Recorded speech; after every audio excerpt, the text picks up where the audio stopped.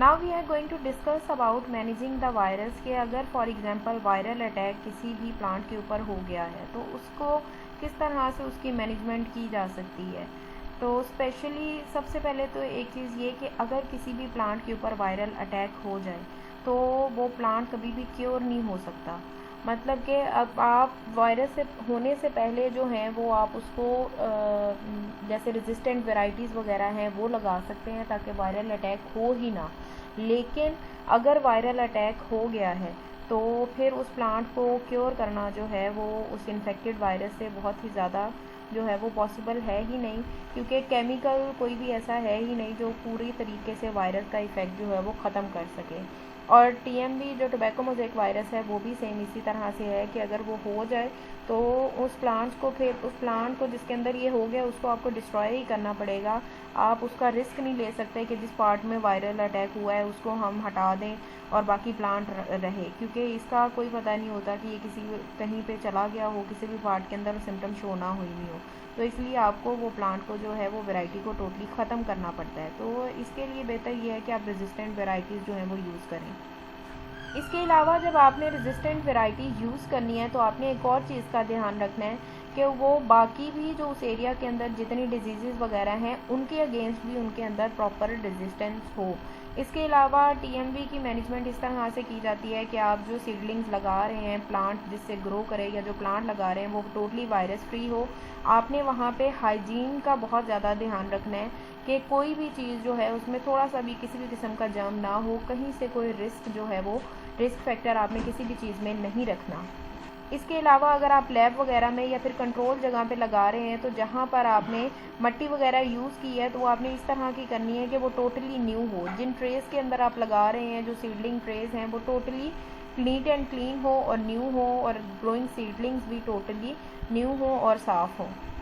अगर आपको पता चलता है कि आपने प्लांट्स लगाए हैं और उनके अंदर वायरस जो है वो प्रेजेंट है, डिस्कवर हो गया है, तो आपने करना है कि टोटली उस प्लांट को डिस्ट्रॉय कर दें, उसको उस एरिया से रिमूव कर दें, और जिस एरिया में इन्फेक्टेड प्लांट जो है वो आपको पता चला था वहाँ पर उस एरिया में आना जाना टोटली बंद कर दें, वहाँ रिस्ट्रिक्शन लगा दें। और अगर फॉर एग्जांपल आपको वहाँ काम करना भी है तो पहले जहाँ पर आपका नीट एंड क्लीन एरिया आप मेक श्योर करें कि वहाँ का काम कंप्लीट हो। एट लास्ट आप इफेक्टेड एरिया के अंदर कोई भी एक्टिविटी करें और वहाँ पर जाने के बाद आपने अच्छे तरीके से अपने आप को भी डीकंटामिनेट करना है और आपके जो इक्विपमेंट्स जो आपने वहाँ पर यूज़ किए थे उनको भी अच्छे से डीकंटामिनेट करना है। इसके अलावा जितने भी वेस्ट मटेरियल है क्रॉप्स वगैरह का लैंड के ऊपर या जहाँ पर जो सीडलिंग प्रोडक्शन जहाँ जिन जगहों पर हो रही है, जो क्यारियाँ वगैरह हैं या जो ग्रीन हाउसेस के बेंचेस हैं, उनको भी प्रॉपरली आपने क्लीन करना है। जो आपने टूल्स वगैरह यूज़ करने हैं हमेशा उसको एटलीस्ट 10 मिनट के लिए प्रॉपरली आप उसको प्योरली जो आपका डिसइंफेक्टेंट सोल्यूशन है ऑलमोस्ट 10 मिनट के लिए आपने उसको उसके अंदर रखना है ताकि उसके अंदर जितने जर्म्स हैं वो ख़त्म हो जाएं, और उसके बाद उसको अच्छे तरीके से टैप वाटर के साथ आपने वॉश करना है। इसके अलावा ग्रीन हाउस के अंदर जितनी भी चीज़ें हैं और इवन जो डोर हैंडल्स हैं उनको भी आपने अच्छे तरीके से साफ़ करना है किसी अच्छे डिसइंफेक्टेंट से। जैसे कि कोरोना के केस में कहा जाता है कि आप घरों के दरवाज़ों को, हैंडल्स को, हर चीज़ को अच्छे तरीके से वॉश आउट करें, हर चीज़ को डिसइंफेक्टेंट के साथ जो है वो प्योरीफाई करें। इन द सेम वे इस केस में भी, क्योंकि ये भी एक वायरल अटैक होता है, तो इस केस में भी हर चीज़ को अच्छे तरीके से डिसइंफेक्टेंट से आपने साफ़ करना होता है। और ये कहा जाता है कि हमेशा अपने हाथों को बार बार डिसइंफेक्टेंट से जो है वो अच्छे तरीके से आप वॉश आउट करें। जैसे कि यहाँ पर एक एग्जांपल दी गई है कार्बोलिक सोप की, या फिर इसके अलावा जो नॉन फैट मिल्क पाउडर होता है उसके थ्रू आप वॉश कर सकते हैं, जिसके अंदर 20% वेट बाय वॉल्यूम जिसके अंदर जो है वो नॉन फैट मिल्क पाउडर जो होता है वो 20% वेट बाय वॉल्यूम प्रेजेंट होता है, 10% ब्लीच प्रेजेंट होती है, 70% एथानॉल प्रेजेंट होता है।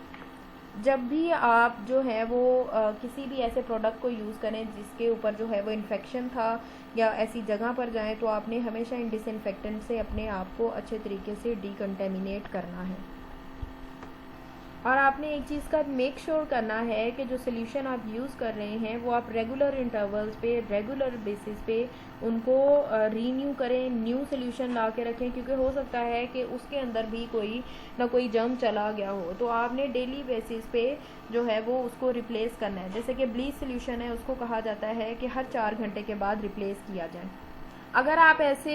फार्मर हैं या ऐसे पर्सन हैं जिन्होंने सीड्स वगैरह प्रोड्यूस कराने होते हैं, तो आपने मेक श्योर करना है कि जो ग्रीन हाउस का एरिया हो वो टोटली नीट एंड क्लीन हो, वहाँ पर ज़्यादा लोगों का आना जाना ना हो, बेवजह कोई भी ना आए जाए, कोई फजूल प्लांट वगैरह ना उगे, कोई वहाँ पे व्हीकल या कोई भी ऐसा मटेरियल जो है वो ग्रीन हाउस एरिया में एंटर ना हो सके। इसके अलावा आपका जो ग्रीन हाउस का एरिया होगा उसको आपने totally as a separate unit treat करना है। वहाँ पे safe clothes, tools, gloves, dustbins वगैरह हर चीज़ अलग-अलग होनी चाहिए, और एक ग्रीन हाउस की चीज़ें आपने दूसरे ग्रीन हाउस में मूव नहीं करनी। हर चीज़ सेपरेट हर चीज़ जो है वो नीट एंड क्लीन होनी चाहिए।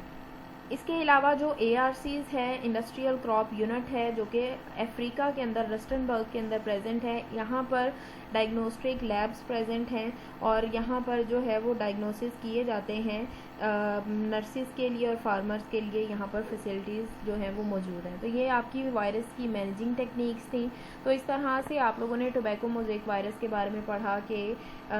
किस तरह ये बेसिकली है, क्या कब ये डिस्कवर हुआ, किसने किया, क्या डेट थी और क्या इसकी सिम्टम्स थी, कैसे ये ट्रांसफ़र होता है, कैसे इसको मैनेज किया जाता है। तो ये एक इम्पॉर्टेंट लॉन्ग क्वेश्चन है और इसमें मल्टीपल शॉर्ट क्वेश्चन बनते हैं, तो ये आपने अच्छे तरीके से प्रिपेयर करना है।